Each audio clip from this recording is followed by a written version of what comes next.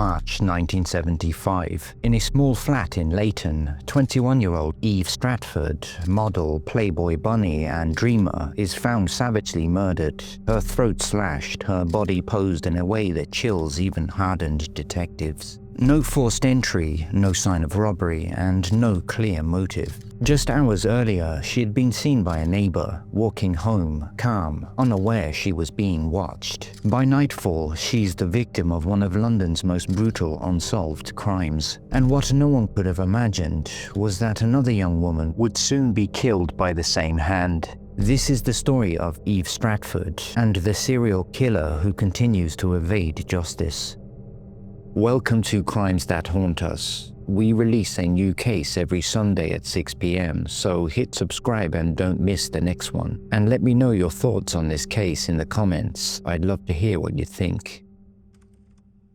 On the 28th of December 1953, in the gritty, rebuilding city of Dortmund, West Germany, Elizabeth Eve Stratford was born to Albert Stratford, an English medic serving in the Royal Army Medical Corps with the British Army of Occupation on the Rhine in the aftermath of World War II, and Liza Stratford, a German woman who met Albert in the 1940s, their love forged in a time of upheaval. From childhood, Eve's striking blonde beauty captivated audiences, winning her 3 beauty contests in Germany, early signs of a glamorous destiny that would later turn tragic. Raised bilingual, fluent in German and Russian, she grew up in a nomadic family life shaped by Albert's frequent military postings. Eve emerged as an outgoing, ambitious, and glamorous young woman, her dreams fixed on modeling and entertainment, unaware that her radiance would draw both admiration and danger. The Stratford family's itinerant life took them across Germany and the UK through the 1950s and 60s, finally anchoring in Aldershot, Hampshire. There, Eve's vibrant personality shone, outgoing, glamorous, and fiercely ambitious. She yearned for a life in the spotlight of modeling and entertainment. In 1971, she began a passionate relationship with Tony Priest, the charismatic lead singer of the psychedelic rock band Vineyard. Their love, which lasted until her death in 1975, was marked by plans to marry, a testament to their deep bond. In 1972, Eve decided to move with Tony from her Warrington home near Aldershot to Leyton in East London, sharing a first-floor maisonette at 61A Lyndhurst Drive with 2 of Tony's bandmates, a lively but cramped space where Eve's independence grew through her burgeoning career. Though their relationship was loving, Eve's pursuit of fame through her work set her on a path both toward opportunity and independence. In 1973, Eve Stratford stepped into the glittering, high-stakes world of London's Playboy Club in Park Lane, recruited through a friend to become a so-called bunny girl under the stage names Eva von Bock or Bunny Ava. The club, Europe's most successful casino at the time, thrummed with Middle Eastern wealth, its gaming tables drawing affluent patrons from around the globe. Eve's role as a cocktail waitress required charm and flirtatious banter, building connections with wealthy visitors, including high-profile figures like boxer John Conte and comedians like Eric Mortem, with whom she posed for photos, and carry-on star Sid James, whom she met amid the club's electric atmosphere. Among her regulars was Abdul Khawaja, a 5'2" Lebanese gambler known as Little Abdul, a shady Mr. Fix-It whose deformed leg caused a distinctive limp. Known for lining up young women dubbed Abdul's Angels for wealthy clients and steering oil-rich Arabs to gaming tables, Khawaja was close to Playboy chief Victor Lowndes and knew Eve well, having socialized personally with her before her death. Veteran bunny Barbara Haig, known as Bunny Barbara, would later recall in ITV's 2023 documentary, that Eve was very girly, young, naive, and starstruck by it all. She vehemently rejected rumors of prostitution and emphasized the strict club rules: no physical contact with patrons, no sharing of surnames, addresses, or phone numbers, otherwise they would face immediate dismissal for these violations. Yet, Eve's interactions with elite clientele placed her in a precarious spotlight, her beauty both a draw and a danger. By 1974, Eve juggled her Playboy Club role with an escalating modeling career, her ambitions thrusting her deeper into public view. She once posed for the cover of a Pulp Fiction book, chillingly depicted as a woman attacked from behind by a man, an eerie premonition of her fate. In early March 1975, Eve's visibility soared when she posed nude as the Girl of the Month on the cover of Mayfair, an adult men's magazine widely available across the UK. The interview, which she later felt misrepresented her, included personal details about her sexual preferences and lifestyle, portraying her as bisexual and living alone with a cat, despite her sharing her flat with Tony and his bandmates. She was purported to have been very upset by this depiction. This front-page spread breached her Playboy contract, resulting in her suspension, and reportedly angered Abdul Khawaja, who was seen to be waving around the magazine aggressively in the Playboy Club. Combined with her earlier modeling, this amplified her profile, attracting obsessed admirers and dangerous individuals. Around this time, Eve reported a man lurking near a Leyton home, following her with a peculiar stiff gait or limping walk, a concern echoed by neighbors and colleagues. In the days before her murder, Eve had received multiple intrusive calls, described as sometimes silent and sometimes obscene, while fellow bunny Marilyn Looms reported similar threatening calls post the Mayfair publication. Months earlier, an unnamed Arab associate had allegedly tried to run her down outside the Playboy Club in Park Lane, a lead police investigated as a vendetta from rejected advances or professional tensions in the club's high-stakes gambling world, though it yielded no answers. These incidents painted a chilling portrait of a young woman increasingly targeted by her own fame. On the night of March 17, 1975, the day before Eve's murder, she had dined with Abdul Khawaja, the Lebanese gambler, their close acquaintance, casting a shadow of intrigue over the final hours before her brutal murder. On the cold, snowy morning of March 18, 1975, Eve Stratford's life careened towards its tragic end. At 7:30 a.m., boyfriend Tony Priest left their Leyton maisonette at Lyndhurst Drive for work, leaving Eve alone in the flat. By 9 a.m., the landlord visited to collect rent, engaging in a personal conversation with Eve that marked one of her final interactions. She then spent the morning running errands, first visiting her agent in Camden Town, and then on to a publishing and consultancy agency in Bayswater. It is known that she left Leytonstone Tube Station at 3:45 p.m., the snow falling gently around her. She was headed home. Two suspicious men had been spotted loitering in the vicinity of Eve's Lyndhurst Drive maisonette in Leyton, East London, their presence noted by witnesses between approximately 2 p.m. and 4 p.m., heightening the chilling possibility of premeditated stalking. The first, a man in his late 30s or early 40s with a ruddy complexion and a peculiar stiff or limping gait, was seen lingering near the building, echoing Eve's earlier reports of a stalker with a similar strained walk. The second, similarly aged but taller with thick, black, wavy hair, was observed nearby, possibly casing the area. At approximately 3:58 p.m., near Lyndhurst Drive, a neighbor caught Eve's last sighting alive, walking alone through the snow in a brown full-length coat over blue denim slacks, a purple floppy hat framing her blonde hair, clutching a bunch of dried flowers or grasses, resembling a prop she used in her Mayfair photo shoot, carrying a black bag. She appeared normal, unaccompanied, but the bouquet, later found discarded in the ground floor hallway, suggested an immediate confrontation, possibly by a waiting stalker. Around 4:30 p.m., two female downstairs neighbours overheard a muted conversation between a man and a woman, their voices described as calm, followed by a thud and then footsteps.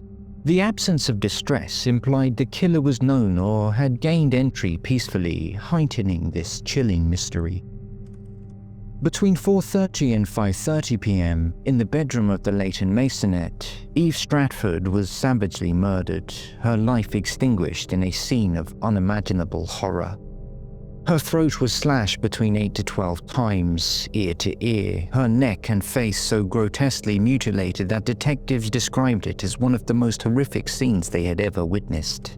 Found face down, partially unclothed in a flimsy pink bra and panties with a blue nylon negligee open at the front, her hands were tightly bound with a scarf and a single nylon stocking was knotted around one ankle, a ritualistic detail suggesting a personal or sexual motive.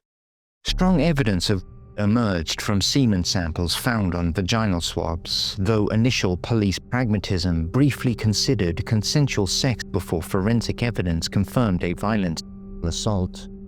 No forced entry, defensive wounds or screams were noted, and a peculiar, cloying scent, possibly the killer's aftershave, lingered in the air, adding an eerie layer to the crime. The bouquet of dried flowers was discarded in the ground floor hallway, hinting at a deliberate or symbolic act. The murder appeared sexually motivated and premeditated, with the killer bringing and leaving with a large, sharp knife, leaving no foreign fibers, an indicator of meticulous planning. Between 5:20 to 5:30, Tony Priest returned to the Leyton flat, calling out, "Hey babe, I'm home," only to be met with an unsettling silence.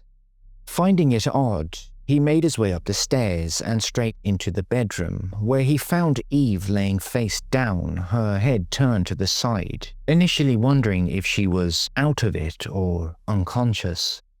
Kneeling beside her, he pulled her hair from her face, only to realize he was kneeling in a pool of blood. Then he noticed her throat was brutally slashed, her hands and ankle bound.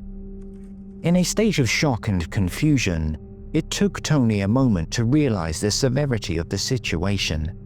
Upon realizing she was dead, he raced to call the police. Tony quickly became the suspect, given the likelihood of spousal involvement in partner homicides. The police would hold Tony overnight in a cell, interviewing him extensively, testing his alibis. Tony remained stoic in his innocence and readily agreed to testing his blood sample against the semen found on Eve. He was quickly eliminated as a suspect due to a semen mismatch and a solid alibi. Police further investigated Tony's bandmates, though both provided solid alibis and had been absent from the maisonette during the critical window. Hours later at Walthamstow Mortuary, Home Office pathologist Dr. Keith Simpson conducted the autopsy, confirming the cause of death as multiple knife wounds to the throat, inflicted with such ferocity that her face and neck were viciously disfigured. He estimated the time of death between 4:30 and 5:30 p.m., aligning with neighbors' reports of calm voices and a thud. No bruising, defensive wounds, or signs of drugging were found, suggesting Eve was caught off guard or complied under duress. It was confirmed due to the presence of the unidentified semen sample. Meanwhile, Eve's father, Albert Stratford, was working in Zaire at the time of her murder. Police initially misled him over the phone by describing the death as an accident. However, upon his arrival to England, he had learned the horrific truth via a Sun headline, calling it the biggest shock of his life. The family's world was shattered. In the immediate aftermath of Eve Stratford's savage murder, the Metropolitan Police launched a relentless investigation, descending on her Leyton flat to unravel the mystery of the so-called Bunny Girl murder that gripped London's headlines. The crime scene was meticulously processed, fingerprints were lifted, but none matched the killer, and the unidentified semen sample was preserved for future DNA technological advancements. No murder weapon, presumed to be a large sharp blade, was ever recovered, suggesting a calculated killer who had fled with it. House-to-house inquiries uncovered critical witness accounts. The downstairs neighbours recalled hearing the calm voices followed by a thud around 4:30 p.m, and another neighbour's sighting of Eve at 3:58 p.m. fueled speculation of a deliberate encounter. Searches of nearby gardens, dustbins, and drains uncovered a chilling clue that underscored the killer's possible obsession. A torn copy of her provocative March 1975 Mayfair magazine centerfold discarded close to her Lyndhurst Drive flat, with some contemporary reports noting a dart stabbed through it as if in a ritualistic act of rage or fixation, amid a scattering of other pornographic materials that suggested a sexually motivated predator. This discovery fueled theories that the perpetrator was enraged or aroused by Eve's high-profile nude spread, which had breached her Playboy contract and drawn unwanted attention from admirers and stalkers alike. Detectives speculated the magazine may have been carried out by the killer himself, used to trace her address from the interview details, or even torn in a fit of fury during the attack before dumping it in flight. The item was forensically examined but yielded no fingerprints or DNA viable at the time, adding to the frustration of an investigation already grappling with a meticulous assailant who left no traces inside the crime scene, and it became a haunting symbol of how Eve's pursuit of fame may have sealed her fate in the eyes of a deranged observer. Fellow Playboy bunnies reported to police they were receiving obscene phone calls, mirroring Eve's own experiences, intensifying the theory that her killer was lured by the Mayfair feature. On March 20, 1975, the Metropolitan Police released 2 photo fits of suspicious men seen loitering in the vicinity of her Lyndhurst Drive home on the afternoon of the crime, urgently appealing to the public for any information that could identify them and shed light on the killer's movements. Broadcast widely through media outlets and posted in local areas, these EFITs formed a cornerstone of the early investigation, generating numerous tips and interviews. Yet despite the intensity of the hunt, neither man or possibly the same individual were ever traced, adding to the frustration of a case that gripped London and left detectives grasping for elusive shadows in the snow. Having ruled out Tony Priest, the police quickly developed several theories. A possible secret lover, though this was deemed unlikely as Eve had expected Tony's return. Perhaps a known acquaintance, suggested by the lack of forced entry. Or the lurking stalker she had reported prior to her death.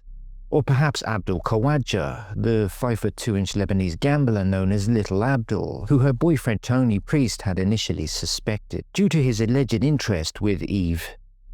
All of these lines of inquiry were pursued with vigor, yet leads and tips were sparse.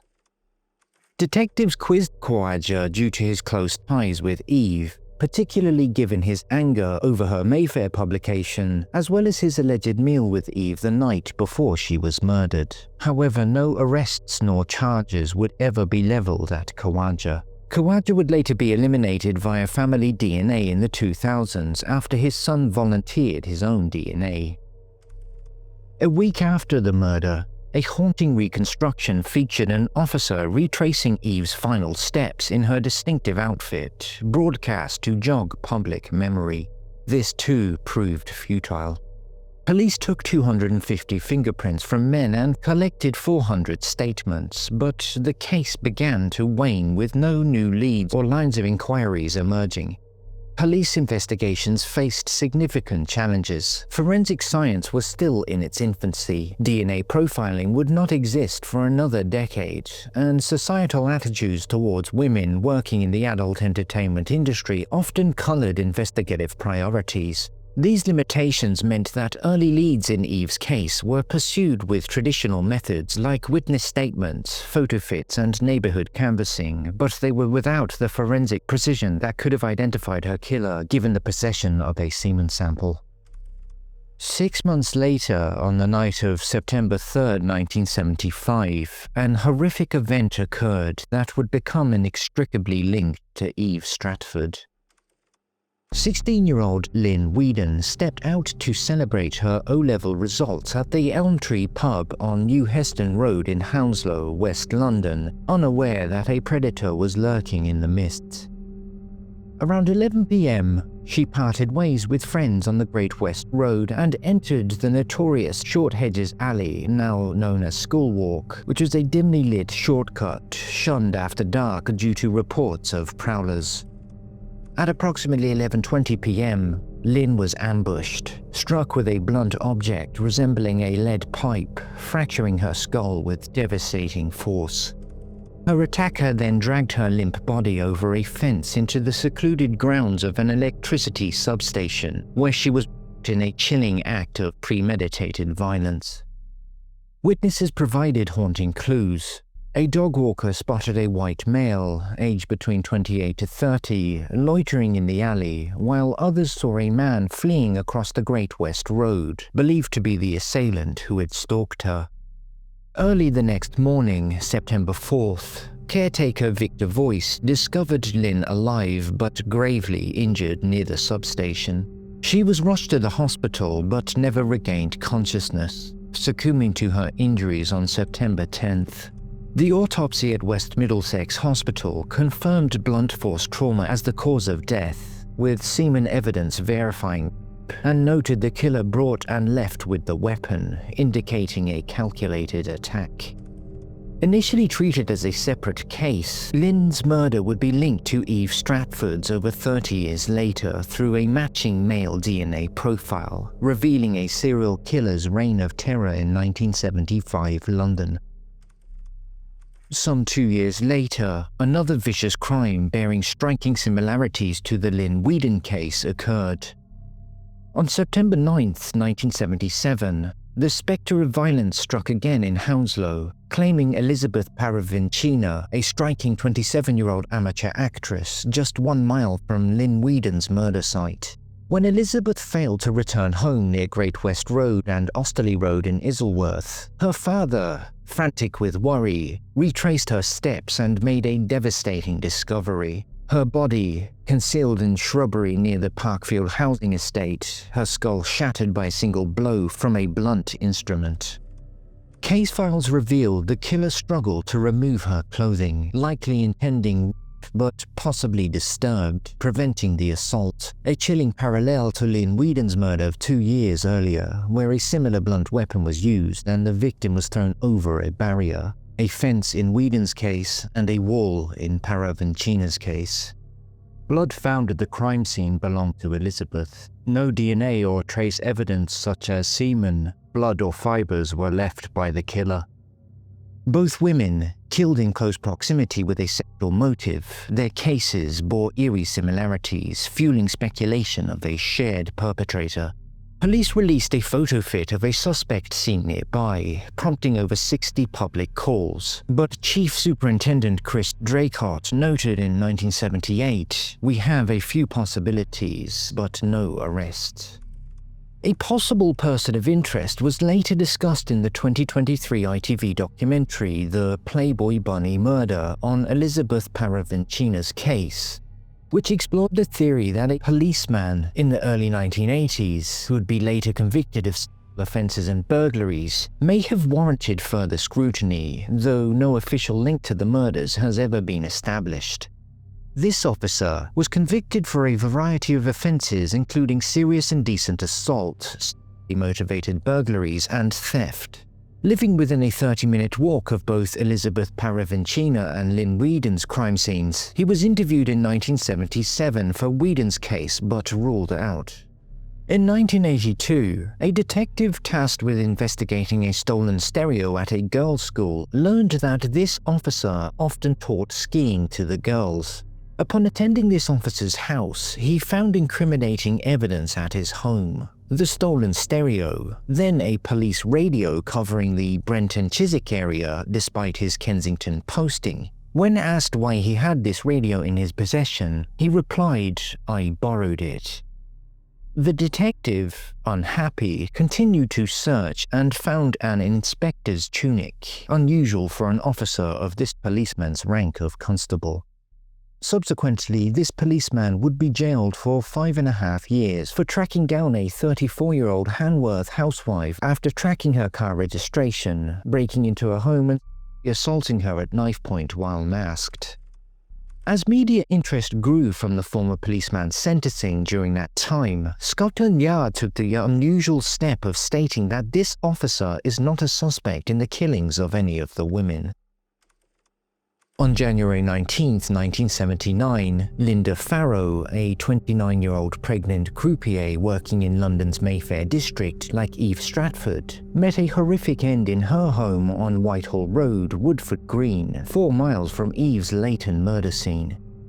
Returning from shopping, Lynda was ambushed by a killer who waited outside, following her through the front door before slashing her throat with a freezer knife so ferociously that her head was nearly severed, a brutal echo of Eve's mutilation. Lynda had been with her killer leaving behind his semen on her clothing.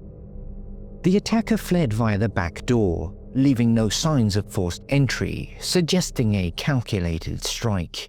Witnesses reported a man in his late 20s, 5'9" inches, wearing a donkey jacket and Wellingtons, fleeing the scene, with a Ford Cortina seen speeding away from Whitehall Road, but these leads yielded no arrests. The home invasion and throat cutting bore striking similarities to Eve's case, prompting media speculation of a link by 2005, though DNA extracted in 2007 showed no match to Eve or Lynne Weedon's killer. Abdul Khawaja, the Lebanese gambler and Playboy Club regular, was also quizzed over Lynda's murder due to his ties with both Lynda and her husband Paul, but palm prints at the scene did not match his, and he was subsequently cleared via family DNA. In 1986, 11 years after Eve Stratford's brutal murder, her mother Liza succumbed to the overwhelming grief that had consumed her life, dying of a broken heart as poignantly noted on her death certificate. Liza had never recovered from the loss of her 21-year-old daughter, transforming their home into a shrine filled with Eve's photos and visiting her grave daily in a ritual of unrelenting sorrow. In 2007, a groundbreaking forensic revelation sent shockwaves through the Metropolitan Police's cold case unit. Advanced DNA analysis of preserved semen samples from both crime scenes definitively linked the murders of Eve Stratford and Lynne Weedon to the same unidentified male profile, transforming 2 seemingly isolated killings into the confirmed work of a sexually motivated serial killer who had terrorized London's suburbs in 1975 without detection for over 3 decades. This pivotal discovery, made possible by evolving genetic technology that allowed re-examination of evidence collected in the 1970s, merged the investigations under Operation Stealth, a specialized Met Police initiative dedicated to unsolved murders, poised with tackling long-dormant cases with modern tools.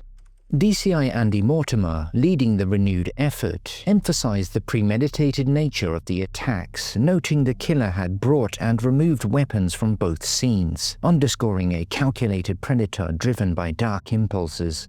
They profiled the killer as a white male, North European, likely aged 17 to 30 in 1975, making him approximately 67 to 80 years of age in today's date. He had had detailed knowledge of the Hounslow alleyway where Weedon was attacked, indicating familiarity with the area. The murders were premeditated and sexually motivated. Police believe Stratford's appearance in the March 1975 Mayfair magazine may have drawn the killer to her. Both victims were blonde and attractive, and evidence suggests the killer stalked them beforehand. Stratford reported a man following her, and witnesses saw a man near the Hounslow attack site. The lack of defensive wounds or screams in Stratford's murder suggests she either knew the killer or was coerced into compliance through fear. Investigators consider him a likely serial offender, with possible prior or subsequent crimes, and he may have shared details with partners, friends, cellmates, or mental health professionals over time.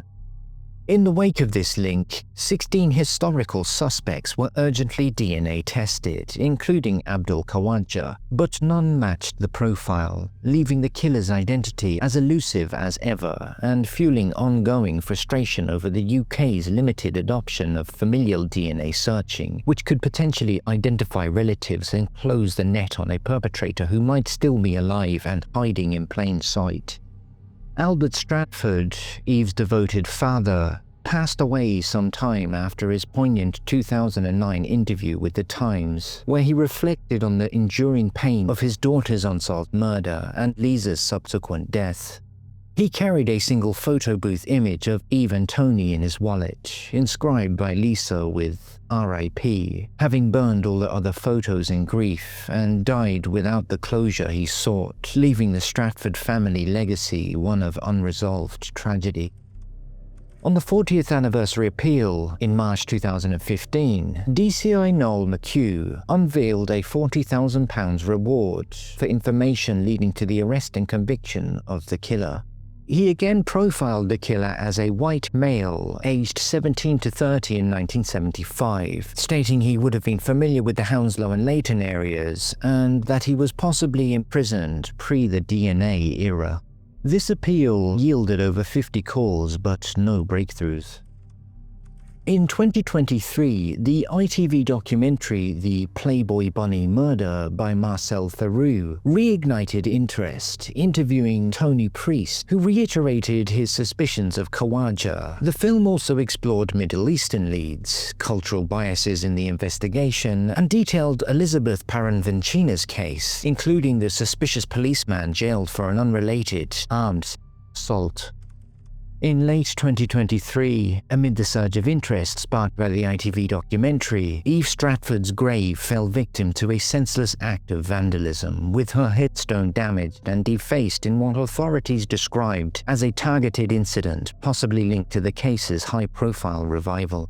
The desecration shocked Eve's surviving friends and distant relatives, who had long maintained the site as a quiet place of remembrance. By June 2024, the headstone was fully repaired through donations coordinated by local historians and true crime enthusiasts, restoring dignity to the resting place of the young woman. As of the airing of this documentary, the cases of Eve Stratford, Lynne Weedon, Elizabeth Parravincina, and Lynda Farrow remain frustratingly unsolved. Half a century has passed, yet the pain and questions left behind by these tragedies still linger. Each of these women was more than a victim. They were daughters, friends, mothers, and loved ones whose lives were stolen far too soon. Primarily, we remember Eve Stratford, whose bright spirit and ambition were extinguished in an act of unimaginable cruelty. Her story and those of Lynne, Elizabeth, and Lynda deserve not only remembrance, but justice. May their names never fade from memory, and may those responsible one day be brought to account. Thank you for watching Eve's story. Please feel free to add your own thoughts, comments, and theories down below, and we'll see you next time.